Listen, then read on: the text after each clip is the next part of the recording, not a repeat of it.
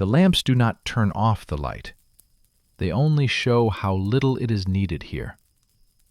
This is not a hospital where they treat. This is a place where they wait. In narrow wards, where the beds are too close together, people lay with a fever that burned the body slower than fear. There was no screaming here. There was no strength for that. Here they listened to their own breathing and counted their heartbeats, not knowing which would be the last. Faces were red with fever. Eyes were losing focus. Minds were floating, and no one knew whether it was temporary or permanent. These were Victorian fever wards, places where not only illness, but hope itself was isolated. Today, we will go inside, slowly, without sensationalism, to see what life was like where not everyone survived. This story is not for everyone, but if you stay, you'll never look at hospitals the same way again. In some buildings, the doors were not closed for protection, but to keep what was already inside from escaping. This is not a story about heroic doctors, and not about miraculous healings. This is a story about a place where people waited and didn't always know what exactly. Today we're going to go where they were taken without consent, into a fever ward, a house that breathed fever. The building stood a little way out of town, not because of beauty, and not because of silence, but because of fear. Victorian fever hospitals were never built in the center. They were pushed back, as if the disease could be pushed back with the walls. But it always found its way back. People recognized this place from afar, behind windows that never opened, behind the lamps that burned even during the day, behind the smell, sharp, sour, hospital. Here they didn't ask, "Do you agree?" Here they asked, how long your fever had lasted, and that was enough. The carriages stopped at the entrance in silence. No shouting, no scenes, because the patients no longer had the strength to argue. It was too clean inside. Cleanliness here didn't mean safety. It meant control. White walls, metal beds, and the lamps, too bright for the eyes, too cold for the soul. The first minutes in the ward were the worst, not because of the pain, because of the realization. They weren't lying here for treatment. They were lying here so as not to infect others. And that changed everything. The nurse spoke softly, not out of compassion, and from experience. She knew. Loud words don't last long here. Patients were placed close together, too close. The beds almost touched each other. Breaths mingled. Moans merged into one sound. No one asked names. Names didn't matter here. Only symptoms. Rules hung on the walls. Not for the sick, for the staff. Don't touch unnecessarily. Don't look into each other's eyes for too long. Don't linger near the same bed. These weren't the rules of medicine. These were the rules of survival. And on the first night it became clear. The fever ward is not a place where people get sick. It's a place where people wait. The heat that changes faces. Fever never came all at once. It crept up, slowly, almost politely. First, a slight chill, like a draft in a closed room. Then a shiver that could not be explained. And after that, a heat that rose from within, as if the body had suddenly forgotten to turn off the power. It happened every day in the fever ward, and every time it was the same. The faces were the first to change. The skin turned red in spots. The eyes became too shiny. The gaze lingered where there was nothing. The nurses saw it right away. They did not come closer. They were just marking time. The heat did not just heat the body. It blurred the person. The facial features lost their clarity. Emotions became distorted. A smile could appear without joy, tears without pain. Someone started talking too much. Someone fell silent forever. It looked the worst at night. The lamps were not turned off. The darkness was considered dangerous, but the light did something else. It showed all the stages of the disease. Trembling hands, dry lips, sweat that stood out even in the cold, and the eyes. Eyes that looked not at people, but through them. Some began to see what was not there, spoke to shadows, stretched their hands to the void, asked to take him home, even if the house had long since ceased to exist. The medical staff did not interfere, not because they were indifferent, but because they knew. This was a stage. The heat didn't just change behavior, it changed the way we feel about time. Minutes stretched out. Hours disappeared. A patient could swear that a nurse had just been here, even though an hour had already passed. Or, conversely, feel so alone for so long, as if they had been forgotten forever. And that's when fear would creep into the room. Not a sudden one, not a panic one, but a deep, sticky fear of the realization, something is happening to me, and I can't stop it. Some patients tried to get up. Their legs wouldn't obey. The world was shaking. The bed was receding, as if it were in another room. They were turned back silently, without words, without explanations, because explanations didn't help here. There were also those who started to say strange things about fire, about light, about people standing in the corners of the ward and waiting. They wrote it off as the heat, but some of the nurses looked away, because these words were repeated too often. Fever didn't kill you right away.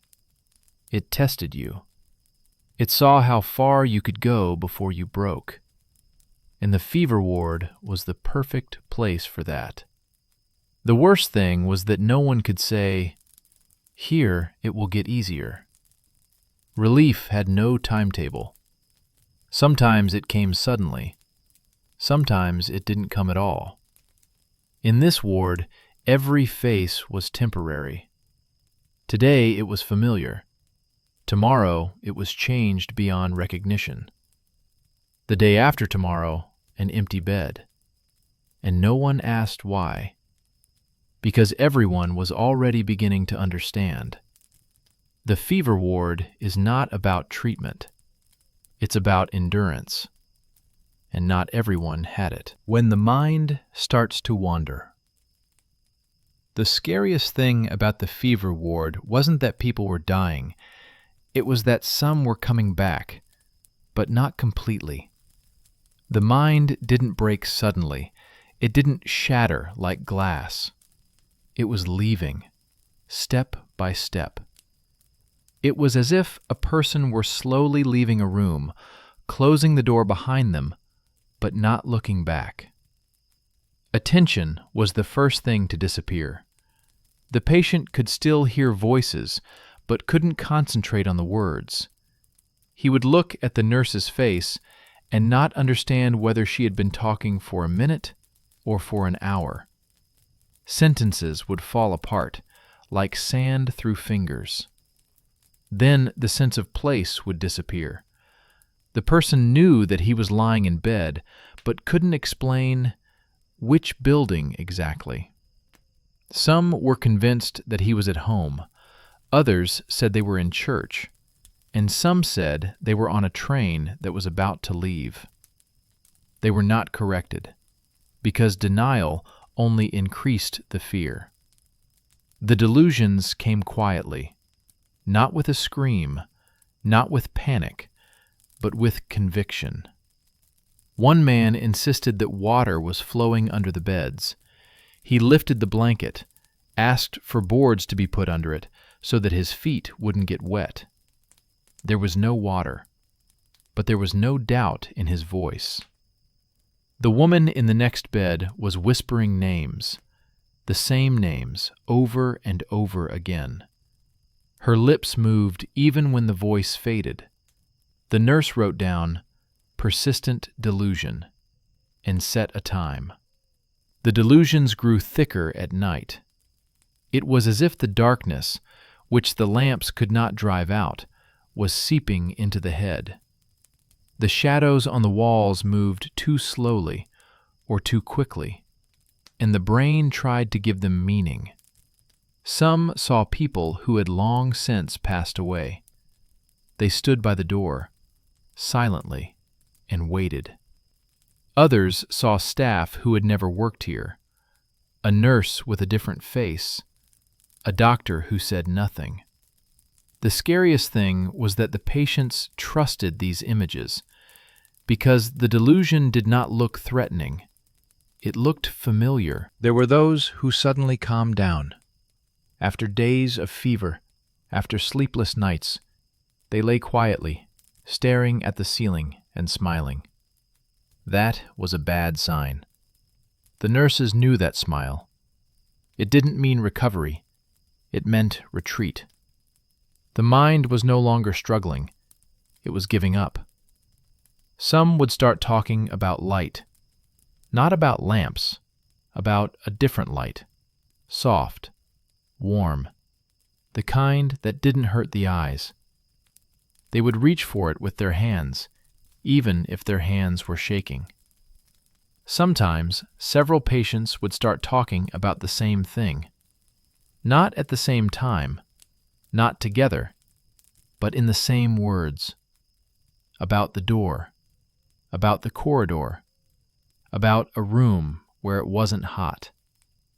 That scared the staff more than the screams, because the screams were understandable, but the coincidences weren't.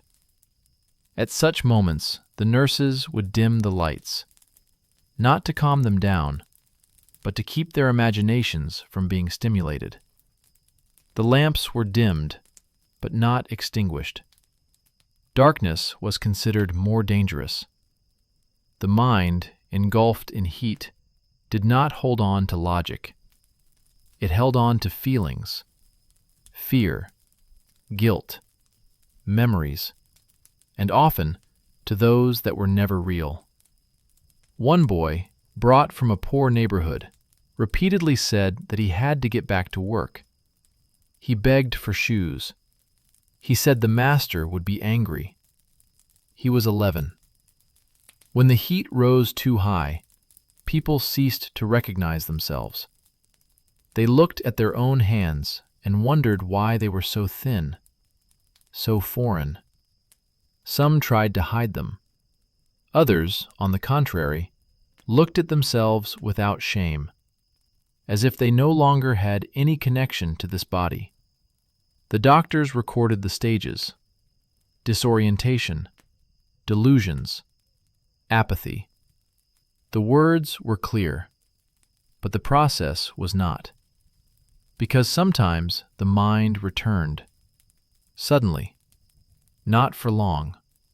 A person could get up, ask for water, ask what day it was, and at that moment, everyone held their breath. It was a promise, but not always fulfilled, because often, after such enlightenment, the worst came. The mind, which returned for a moment, saw everything: the ward, other patients, metal beds, lamps, and understood. The panic after enlightenment was stronger than the delusion, because now fear had a form. It was at this point that some began to scream, and some fell silent forever. The fever ward was not a place to cure the mind. It was a place to test how much the mind could endure before letting go. And every night it became clear. If fever lasts too long, it doesn't take life. It takes what makes life recognizable. Silence before the break. Silence in a fever ward was never a good sign.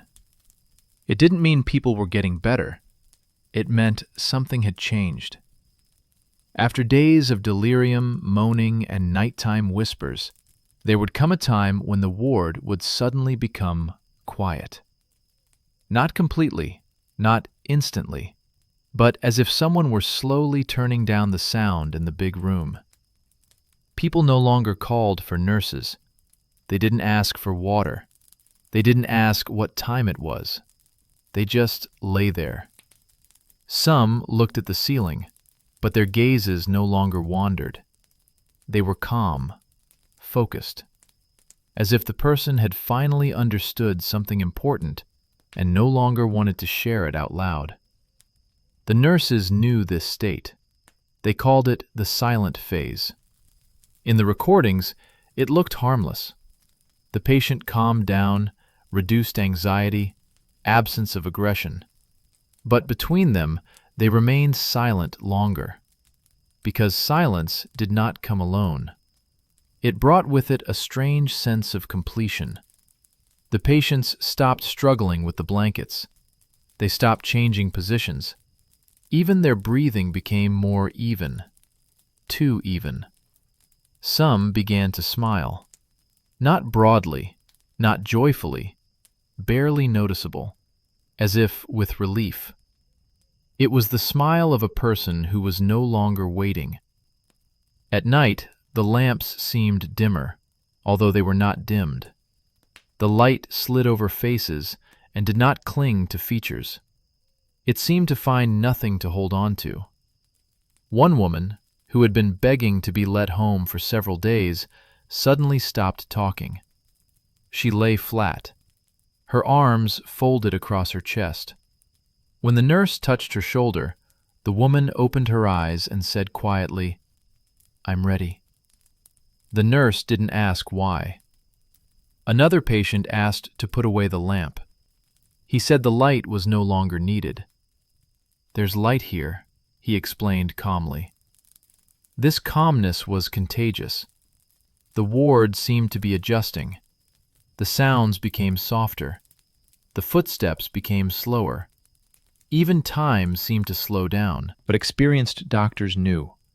Silence is not the end of the storm. It is a pause before it changes shape.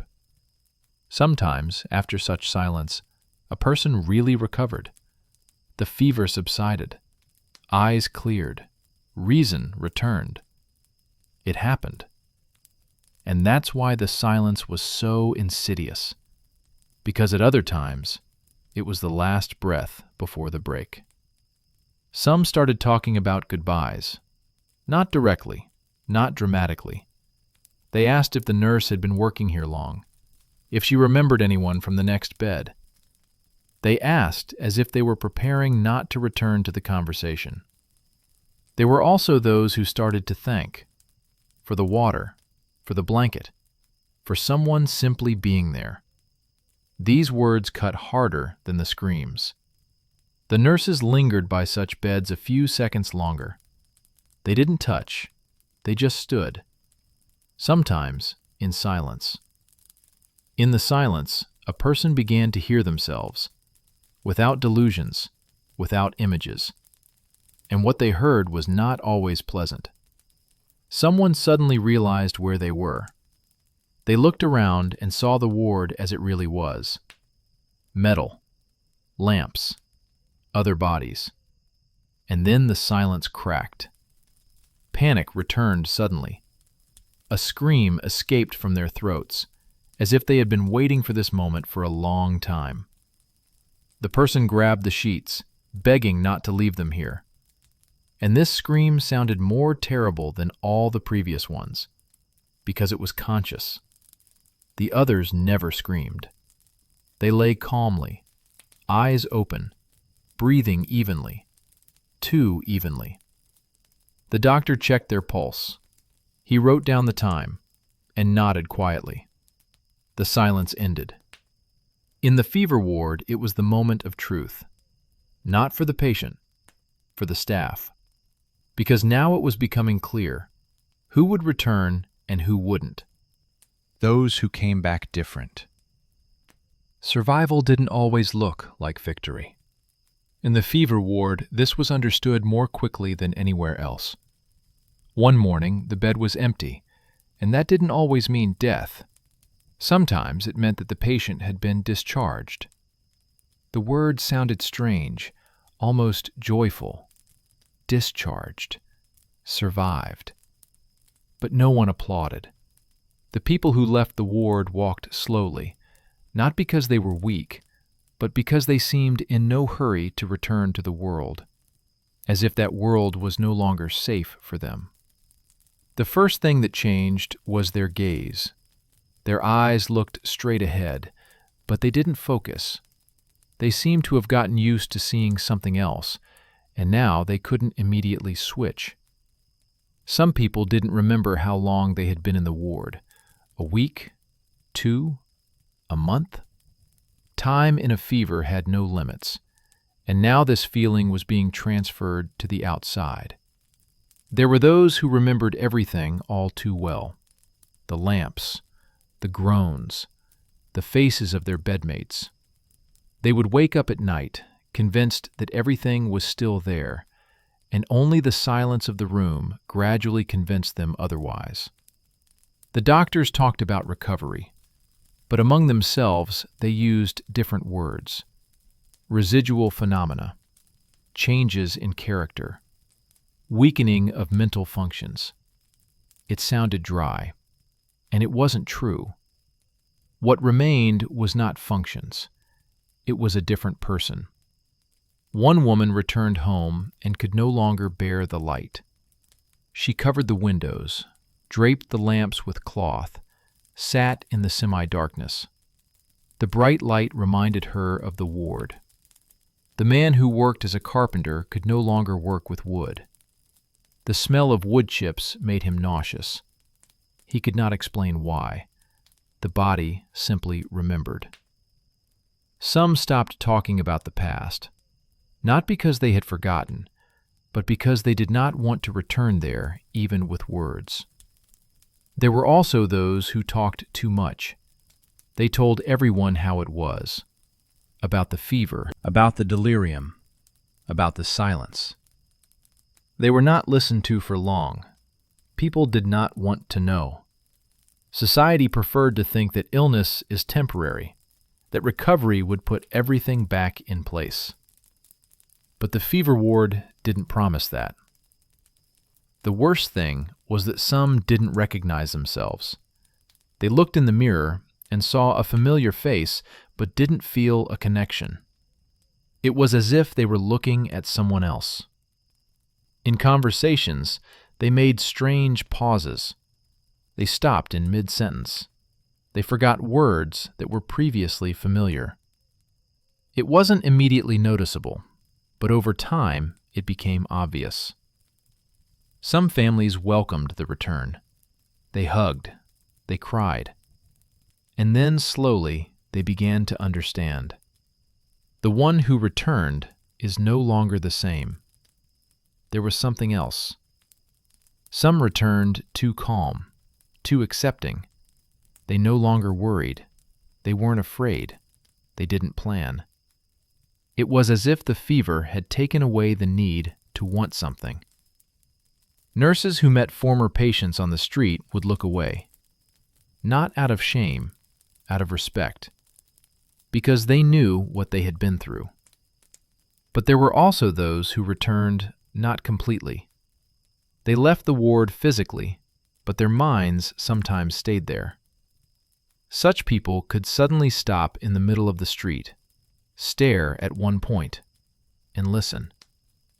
No one knew what exactly. At night, some heard lamps. Not light.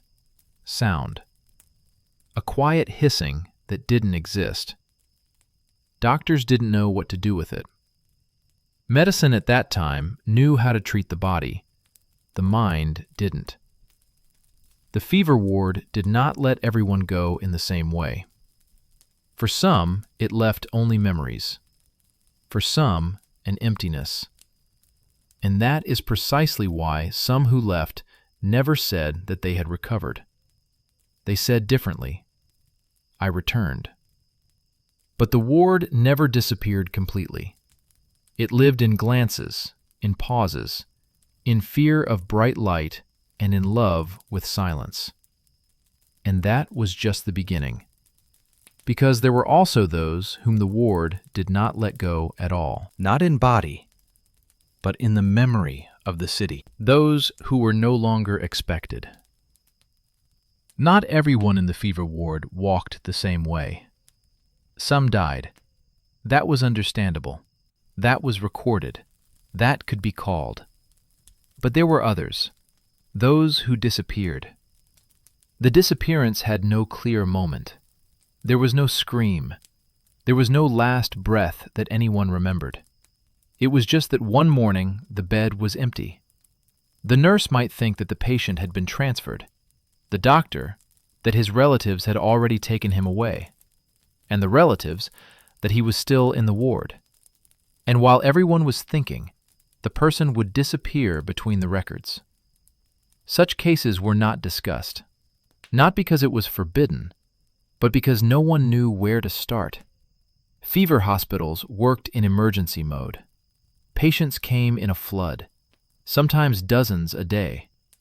Names were written down in a hurry. Papers got tangled. Time erased details.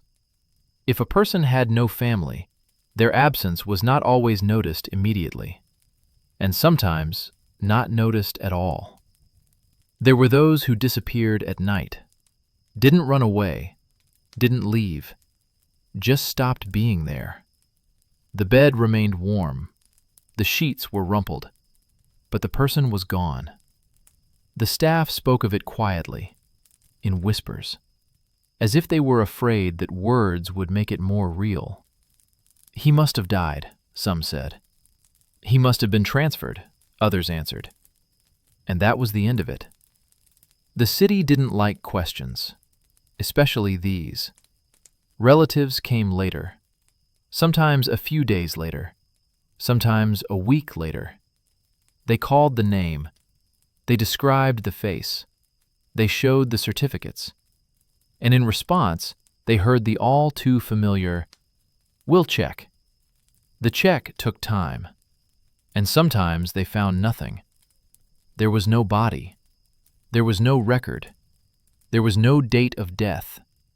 Just a blank space on the lists. Some of the staff remembered these people. They remembered the voice. They remembered the look. But memory was not proof.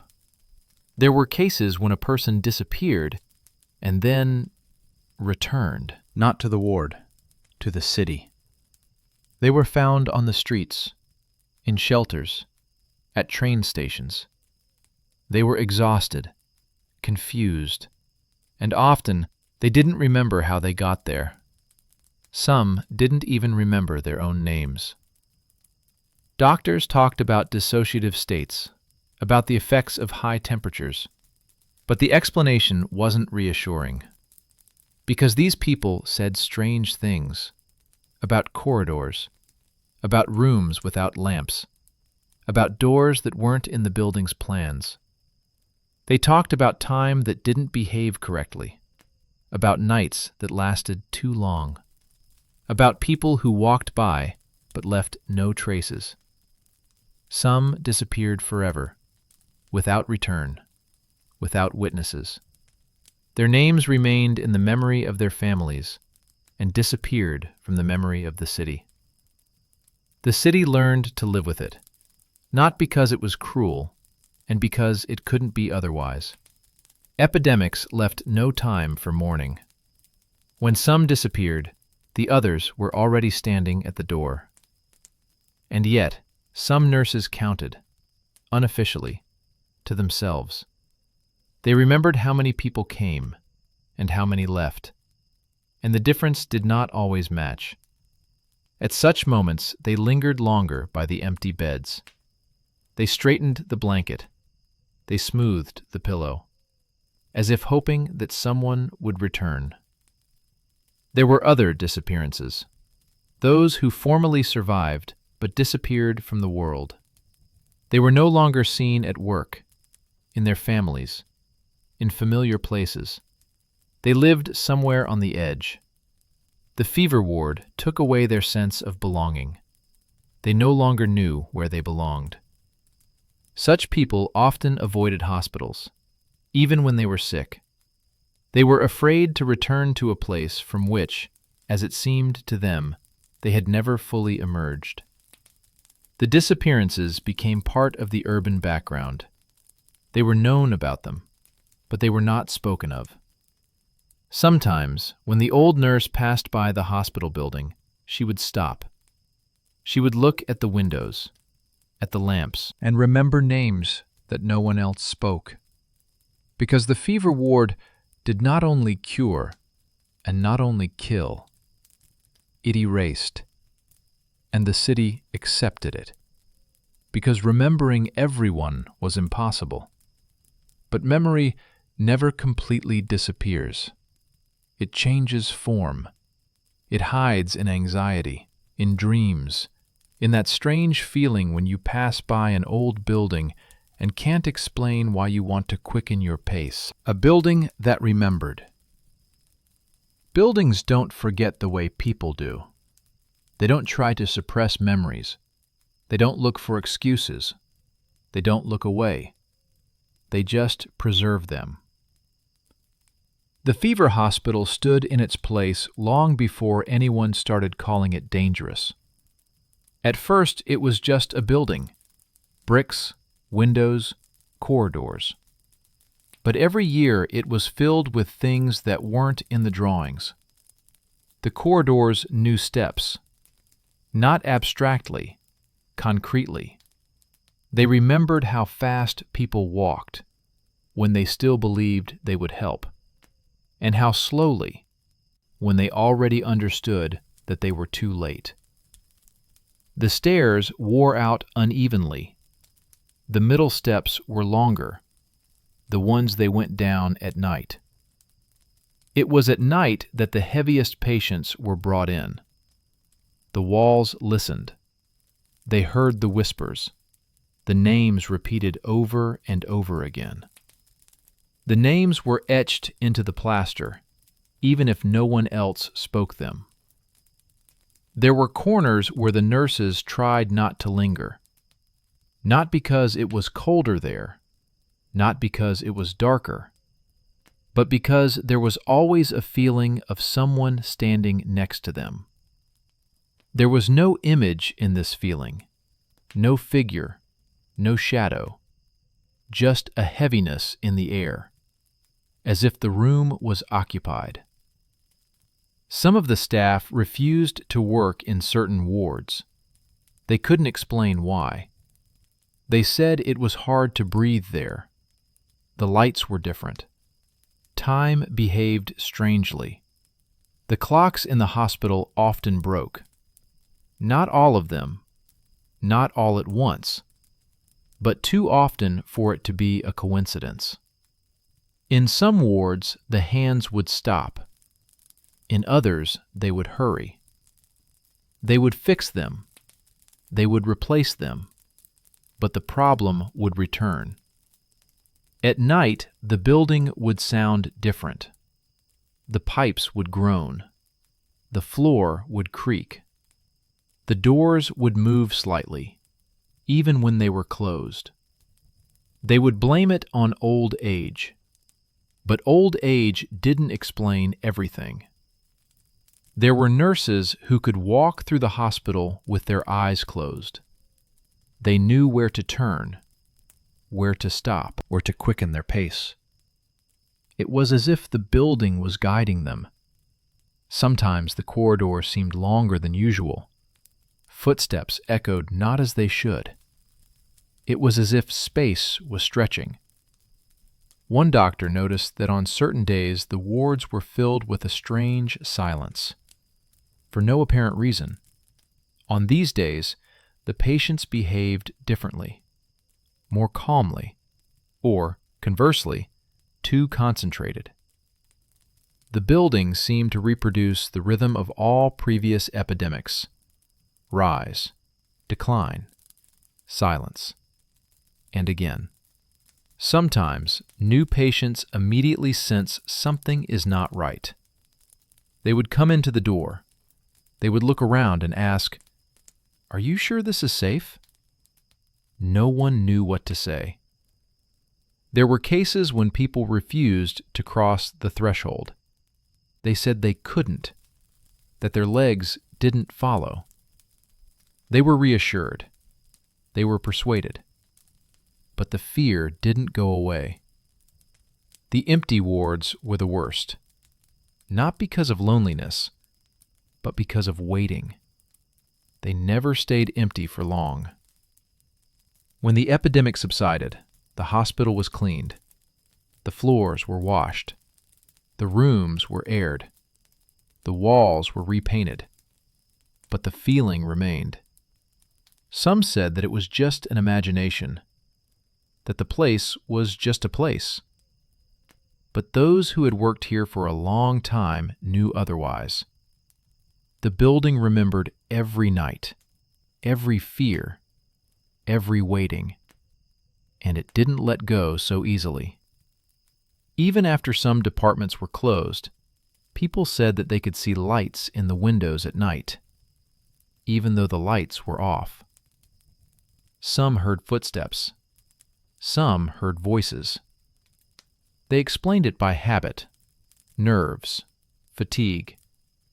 But the explanations did not reassure, because the building was never truly empty. It was filled with what was left behind. And over the years, this accumulation became more tangible. It was as if the hospital had ceased to be simply a place of treatment. It had become a repository of experience that no one had asked to be preserved. And that is why the city eventually began to look away from it. Not to destroy, not to demolish, just not to look. Because to look meant to remember. And to remember meant to recognize that some places were never neutral. When the doors close. The decision to close the hospital was not dramatic. There were no solemn speeches. There was no last round with flowers. There was not even a farewell. There was only a message, printed in dry type, and a date after which no more patients were to be brought here. The epidemic was receding. It did not disappear. It merely faded into the shadows, as it happened before. The city breathed a sigh of relief. The wards gradually emptied. First the outer beds, then the middle, then the corridors. Each bed that was taken out left a brighter rectangle on the floor, like the ghost of the one who had been lying there. The lights were not turned off immediately. They were left on, even when the rooms were already empty, as if the light was there to make sure that no one else was there. The nurses worked in silence. They folded the sheets. They gathered the instruments. They checked the cupboards, and tried not to linger their eyes on familiar places. Some of the staff refused to participate in the final closing. They didn't want to be the ones to close the doors for the last time. The hospital was changing. Without patients, it seemed smaller. The corridors were shorter. The wards were tighter. As if the space, which had been used to the presence of people, now didn't know what to do with the emptiness. There were things that no one had taken: notebooks, time-stamped schedules, sometimes personal trifles, a comb, a handkerchief, a book without a cover. They were put in boxes, but not thrown away immediately, as if they hoped that someone would come back for them. The last to be closed was the central ward, the one where the heaviest patients lay. It was quiet there, too quiet. The lamp above the entrance was still on for a while. The light fell on the empty beds, on the clean floor, on the shadowless walls. And in this silence, it seemed that the hospital was holding its breath. When the doors were finally closed, the sound was dull, without an echo, as if the building didn't want to respond. After that, the keys were handed over to the security guards. They put locks on. The entrances were sealed. Formally, the hospital ceased to exist. But the city did not get used to it right away. People walked by and involuntarily slowed their pace. They looked at the windows, at the closed doors, and felt a strange anxiety. Some said that at night they could still see light. Others said that they could hear the sound of footsteps. They put it down to habit, to fear which had not yet had time to fade. But the building lived according to its own rhythm, without people, without lamps, but not without memory. Rain seeped through the roof. Dust settled on the floor. Time took its toll. But some doors remained ajar, as if someone forgot to close them. Abandoned hospitals always attract, not tourists and not adventurers, but memories. Former patients sometimes saw it in their dreams. They returned to the same corridors, to the same lamps, and woke up with the feeling that they had left something behind. Some of the staff never worked in medicine again, not because of trauma, but because of knowledge. They knew how quickly a hospital could become something else. Closing brought no peace. It brought an emptiness that proved to be no less difficult than presence. Because when the door closes, what is inside does not disappear. It simply ceases to be visible. And that is when history takes on a new form. Not living, not documentary, but memorable. After the hospital. After the hospital closed, the town tried to live as if nothing had happened. The carriages were once again driving along the same streets, the shops were opening in the morning, children were playing nearby. But the building remained. It stood silently, closed, without signs. And that is what made it more noticeable than anything else. At first, people just walked around it, without consulting, without colluding. It was as if there was an unspoken rule, not to linger here longer than necessary. Then stories began to emerge. Not legends right away, not horror stories, but small, uncertain stories. Someone said that he saw a light in the window, not bright, barely noticeable, as if a lamp had been left on and forgotten to turn it off. Others heard sounds, not voices, not footsteps, but something like furniture moving, very slowly, very carefully. They explained it simply. Old buildings always make noise. Wood expands. Metal reacts to cold. And that was enough, for a while. But over the years, explanations became insufficient. The workers who were sent to check the condition of the building did not stay long. They did the bare minimum: inspection, markings, and they walked quickly. One of them later admitted that in the corridor he had lost track of time. He had been inside, according to him, for a few minutes, and an hour had passed outside.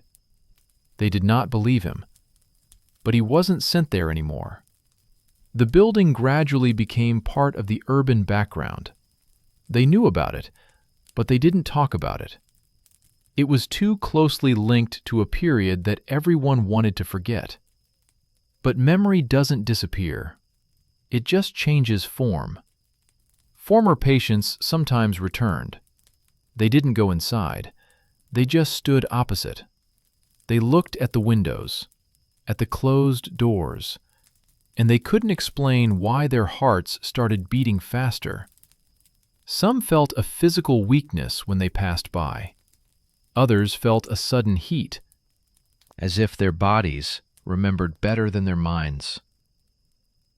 Rumors began to spread that people were entering the building at night. Not looters, not homeless people, but those who were drawn there. They were seen from afar. They came in and did not hurry to leave. Sometimes they did not leave at all. The police checked. They found open doors, empty corridors, nothing suspicious. And again, they closed them. But the building, as if it did not want to remain empty. In some areas, the children stopped playing nearby. They said that it was not quiet there, not noisy, not quiet at all. The old residents avoided looking in that direction. They remembered how the hospital worked. They remembered the smells, the screams, the carriages. And they knew that some things were better not to disturb. The city was changing. New buildings were appearing, new streets, new stories, and the hospital remained unchanged. Sometimes ideas would arise to rebuild it, to demolish it, to transform it, to forget it. Designs were drawn, plans were approved, but each time something went wrong. Financing fell through, contractors refused, permits were delayed, and the building remained. Some said it was just a coincidence, but the city began to see it as a sign. Because the hospital was never just a building. It was a place of transition, between health and illness, between life and death, between memory and oblivion. And after it closed, it continued to fulfill this role, unofficially, silently. People who had survived the fever sometimes said that in their dreams they returned to this very place. Not to their home, not to the doctors, this building. They woke up with the feeling that something important was left inside. Maybe part of their fear, maybe part of their peace, or something else. After the hospital, life went on, but not like before, because now there was a place in the city that reminded them. Some stories don't end with the doors closed. What they left behind. The strangest thing about the fever wards was not what they took away, but what they left behind. There were no monuments left after the hospital. There were no plaques. There were no dates that were remembered every year. Only little things remained. Old accounting journals filled with uneven handwriting. Names, age, condition. Some pages were smeared. Some were blank. No one knew whether these were omissions or silences that had not had time to be recorded. In the basements of the building, boxes were found. In them, packages tied with ropes, personal belongings, watches, combs, letters without addresses. They were put away for later, and then they never arrived. Each thing was a trace, not proof, not a memory, but a sign that someone had been here. Some things never found their owners. Relatives never came, or they came too late. The city moved on. But these objects didn't disappear. They were passed from hand to hand, translated, rewritten, and eventually they ended up in archives. Archives are places where memory learns to be quiet. The researchers who opened these boxes decades later were not looking for sensations. They were looking for people. They read the records and tried to imagine a voice. They read high temperature, delusions, stable condition. And they knew that something more was hidden behind these words. Sometimes notes appeared in the records. Calm, staring at one point, asking to turn off the light. These lines said more than whole pages. Fever hospitals did not leave behind treatment methods. They left behind warnings about the limits of medicine, about the price of isolation, that not everything can be separated by walls. After epidemics, the city changed the rules. Better ventilation, more space, different layout of the wards. This was called progress. But progress never appears from a vacuum. It grows from experience, and often from pain. Those who survived rarely spoke about it out loud, but they changed the world in other ways. Some became more cautious. Some were more attentive to the sick. Some were intolerant of indifference. Unspoken rules emerged in families. Do not leave the sick person alone. Do not ignore the fever. Do not wait until it is too late. These rules were passed on without explanation, like an instinct. Even the language changed. The words fever and isolation took on a different connotation. They had more fear, more respect. Sometimes, after many years, someone would find an old letter. No address, no date. It did not contain a description of the pain, just a request. Remember me as I was before. It was a rare request because most did not have time to write it. Fever wards did not give the world heroes. They gave the world a quiet change in thinking. History does not always scream. More often, it whispers. And if you listen carefully, you can hear how medicine changes, how attitudes change, how fear changes. But most importantly, memory changes. The memory of those who were not important during their lives, who did not have a name in the newspapers, who did not become a symbol. Their legacy is not monuments.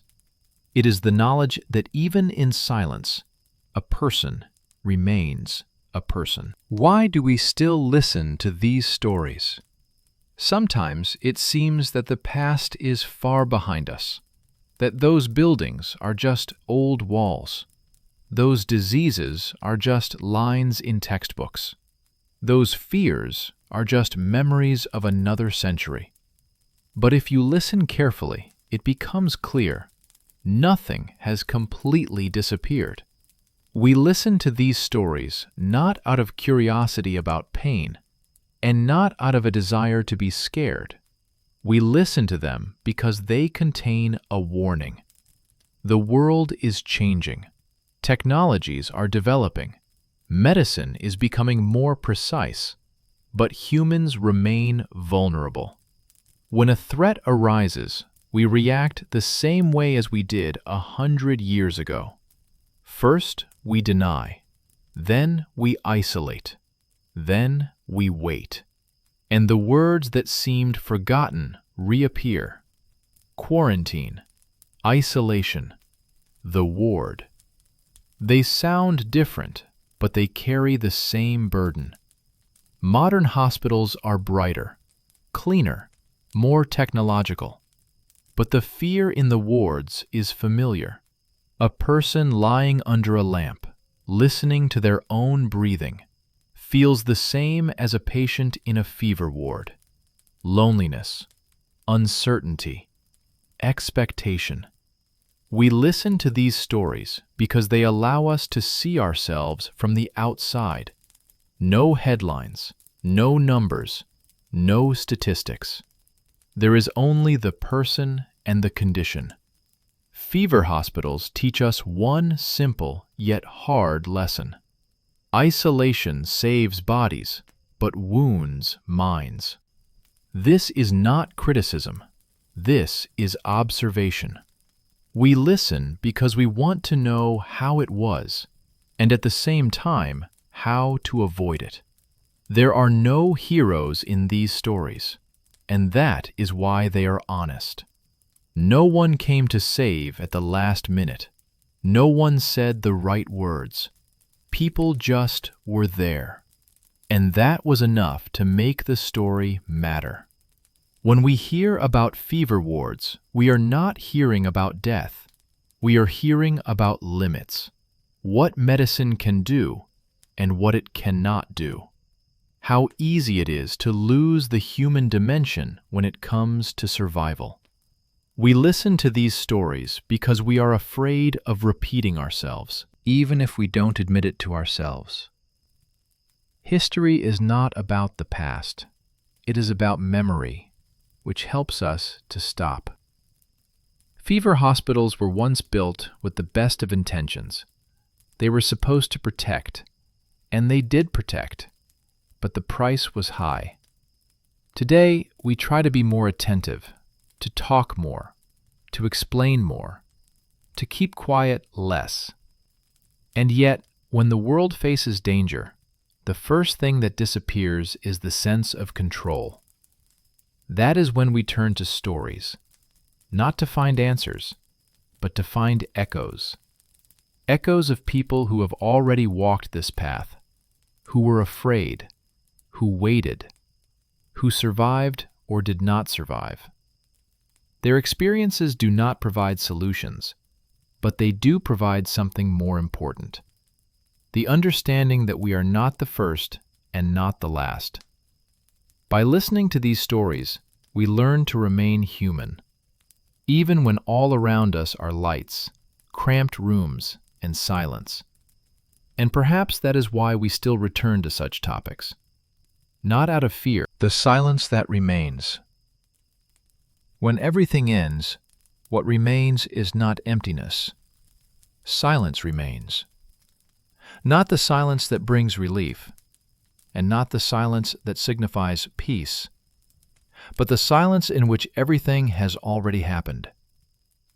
The fever hospital has not accepted patients for a long time. Its corridors do not hear footsteps. The lamps are not lit. Formally, it is just an old building, but the silence inside is not empty. It is saturated.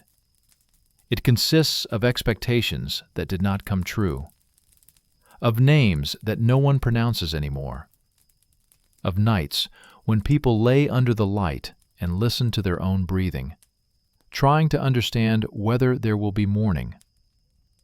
This silence does not scream. It does not require attention. It simply is. The city has learned to live with it. People walk by, not knowing the details, and that's normal. Not every memory needs knowledge. But sometimes, in the silence of one's own room, when the lights are dim and thoughts slow down, these stories come back, not as fear, as a reminder. A reminder that behind every era are people, not symbols, not numbers, not statistics, but people who waited, feared, silent, and hoped. The fever wards did not leave us heroic endings. They left us experience. Experience of how easy it is for a person to find himself alone with his own body and mind, and how important, even in the darkest places, to remember this. The silence of this story does not ask for pity. It asks for attention. Because if we listen, we acknowledge. If we acknowledge, we remember. And memory does not mean a burden. It means connection. A connection between those who were and those who are listening now. If you have listened to this story to the end, you have already become a part of it.